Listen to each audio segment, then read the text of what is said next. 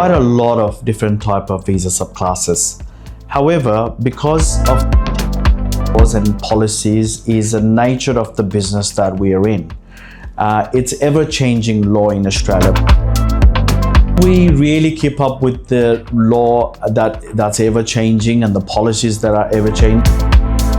Professional Visa and Education Services has been top migration agent in Sydney since 2022, 23, 24, and now 25. It feels honored, but more so than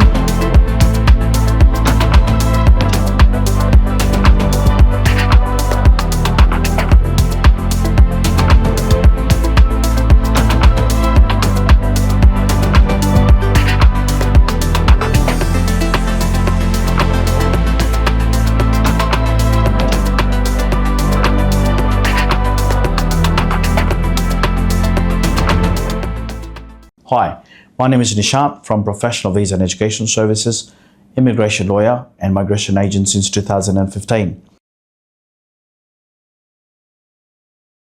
At Professional Visa and Education Services, we cater quite a lot of different type of visa subclasses. However, because of the international students being the majority of the cohort, they all are seeking one way or the other to settle in Australia. So the majority of the visa subclasses that we normally facilitates are international student visa and general skill migration visa, employer sponsorship visas, partner visas, and so on. But the expertise doesn't actually finishes there. But we also look after people who looks for a further appeal with the Administrative Review Tribunal or a Federal Circuit Court or a higher court after that. So we do facilitate that in a separate wings, and we do have popularity amongst that. But again, as I mentioned earlier, those are the majority of the visa subclasses that we cater. What changes with immigration laws and policies is the nature of the business that we are in. It's ever-changing law in Australia, probably one of the highest ever-changing law in Australia. Therefore, how does it affect? Well, we have always built a strategy in relation to how to navigate through the personal situation of the client in order to obtain the visa outcome for our prospective clients. Now, when the policy changes, obviously our strategy is impacted as well. So how does it affect? And this ever-changing law is more about us being more proactive and also more diligent in order to understand these particular changes, and also provide that early advice to our clients just so that we can navigate and change the strategy. So this is where all these change in policies come into play when it comes to immigration law. So the most surprising reason for the visa refusal is not when the client doesn't meet the Schedule 2 criteria of the Migration Regulation 1994. But the most surprising visa refusals are when the decision maker at the Department of Home Affairs have their own personal view, which is not purely relying on the evidentiary requirement, but rather these decisions are more influenced by the decision maker's personal opinion. Those are the outcome of the visa refusal that surprises us the most.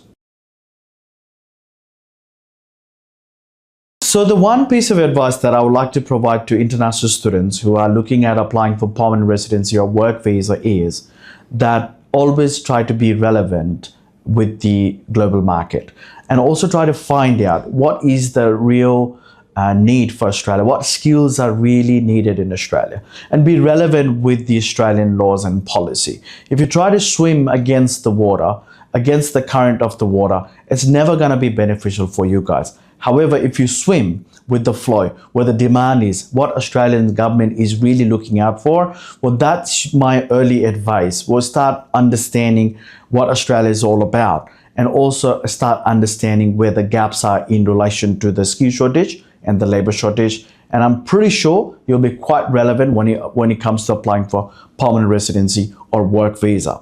Now, apart from this, In a general terms, there's one other piece of advice that I would like to provide is, instead of chasing permanent residency, I think we should really look into studying the course that is more relevant and that really entice you and your future career aspiration.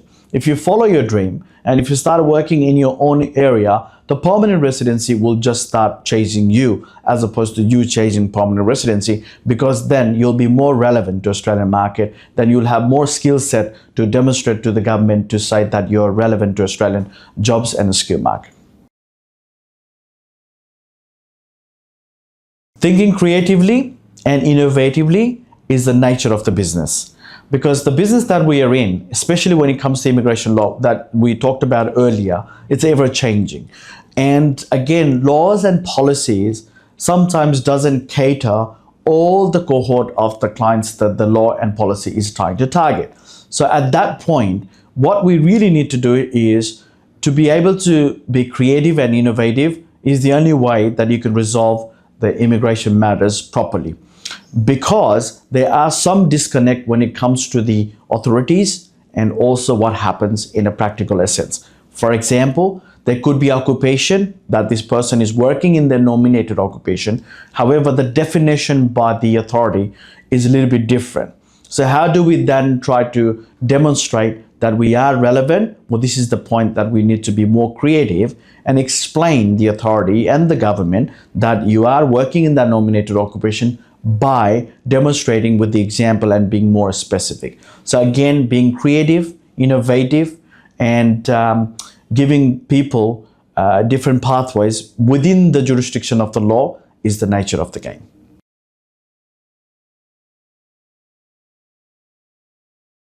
So how do we really keep up with the law that's ever changing and the policies that are ever changing? Well, first thing first, being a member of Migration Institute of Australia is a good starting point. But that is not the only piece of source that you would like to keep yourself up to date with the industry currency. You have to do your due diligence, keep an eye on the news update with the immigrations. Before that, even listening to the Department of Home Affairs ministers, SADO ministers, and Department of Home Affairs ministers, assistant ministers. There are multiple media news that you need to keep up with every day in order to even start second guessing that what policies might come into play and what's the intention behind it. Because a lot of migration agents and lawyers are usually informed by the media. But again, if you're a good immigration lawyer, you will start following the track of the Department of Home Affairs ministers and what are the things that are in scope and what are the work in progress reports or files that Department of Home Affairs is working on at the moment. Just keeping really up to date will give you that competitive advantage of knowing this particular rules and regulations well in advance, and also give you that competitive edge. And what sort of rules to look out for in 2025? Well, look, if the Labor wins the election, then obviously there have been many recommendations by the previous Department of Home Affairs Minister and also the current one. So all we can anticipate is potentially those changes will come into play in 2025 when it comes to employer sponsorship visa, general skill migration visa, 485 visa, and so on. But if we have the new prime ministers again, then we'll have the new cabinet in relation to the Department of Home Affairs Minister, and we need to start looking at the strategies and the plans and then whatever the reports that are being collected in order to facilitate these new policies. We need to start looking at the new criteria for the Liberal government. But again, as I said, if it's a Labor, we will potentially see the similar pattern of what we have seen in 2024, and also we'll be looking at all these media release in relation to what's coming up next. But again, with the new political party coming into play, we'll be looking at what's in the horizon. And as soon as it's available, we'll be letting the client know in relation to what to look forward in future.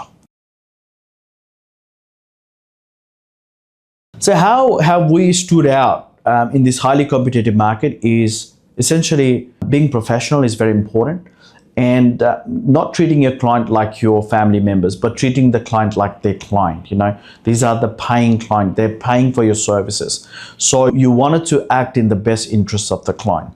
And also more listening than more talking, because when you listen more, that's when you discover the real problem with the client. And also sometimes, many people miss out on the crucial information that clients provide to you. So that discovery questions is very important. Really try to understand the client from the beginning so that you can actually find the best solution for this client without having to spend a lot of money, without having to spend a lot of time and commitment in terms of studying something that is more not relevant to this person.